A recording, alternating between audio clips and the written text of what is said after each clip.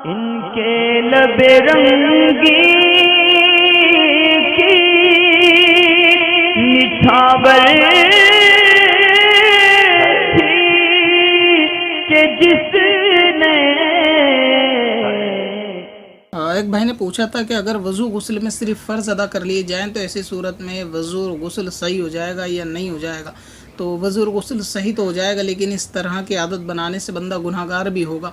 तो अगर गुस्ल या वज़ू के अंदर मिसाल के तौर पे अगर वज़ू ही को ले लें कि वज़ू के अंदर सुन्नत मुअक्कदा हैं, जैसे कुल्ली करना या नरम गोश्त तक पानी चढ़ाना नाक के अंदर, तो अगर कोई ऐसी सूरत में ये सब चीज़ें छोड़ देता है, सिर्फ हाथ, मुंह, पैर और सर का मसा कर लेगा, ये 4 फ़र्ज़ अदा कर लेगा, तो इस सूरत में उसकी नमाज़ तो दुरुस्त हो जाएगी और वज़ू भी हो जाएगा। मगर ये वज़ू सुन्नत के ख़िलाफ़ होगा तो ऐसी आदत बनाने पे ये शख्स गुनहगार भी होगा। और हमारे जो रिवाज में इस चीज़ के ऊपर ज़्यादा ध्यान भी नहीं देते कि सुन्नत मुअक्कदा वो थोड़ा इसको कुल्ली करने के एतबार से, नाक में पानी के एतबार से भी इसको सही तरीके से अदा नहीं करते। अब जैसे 3 कुल्ली से मुराद ये लिया जाता है कि मतलब आगे के सिर्फ होठ ही होठ बंदे के गीले होते हैं और पानी लेने के बाद वो आसानी से इसको कुल्ली कर देता है कि अंदर के पूरा हलक उसका या गला पूरा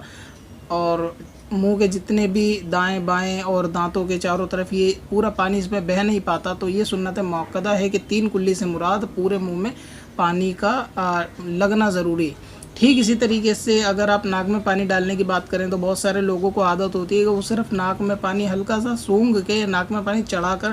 फेंक देते हैं। तो ये भी अगर शख्स इसकी आदत कोई बनाए हुए है कि वो नाक में पानी उसने हल्के से लिया और उसको फेंक दिया और पूरी तरीके से उसने नाक की नरम हड्डी तक पानी नहीं चढ़ाया, और इसको अगर इसको आदत ही इसी चीज़ की है कि इसी चीज़ को तर्क करता है, तो ये भी सुन्नत मुअक्कदा का तारिक माना जाएगा, लिहाजा ये भी गुनाहगार होगा। तो सिर्फ फ़र्ज़ को अदा कर लेने से वज़ू हो जाएगा तो इतना काफ़ी नहीं है कि वज़ू हो जाएगा आप फ़र्ज़ को अदा करें, बल्कि ये देखा जाएगा कि सुन्नत मुअक्कदा को छोड़ने की वजह से आप गुनाहगार भी होंगे। इसलिए वज़ू के अंदर कुल्ली वगैरह करना, नाक में पानी चढ़ाना, या जितनी भी दीगर सुन्नतें हैं उन सब के अहकाम को पूरी तरीके से मुकम्मल तौर से अदा किया जाए। सिर्फ इसके ऊपर